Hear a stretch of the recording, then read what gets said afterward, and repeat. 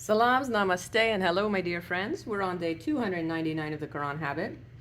Today's verse is God causes the dawn to break and has made the night for rest, and the sun and moon for reckoning.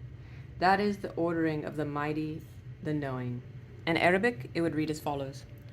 أعوذ بالله من الشيطان الرجيم بسم الله الرحمن الرحيم فالق إصباحي وجعل الليل سكنا والشمس والقمر حسبانا ذلك تقدير العزيز العليم.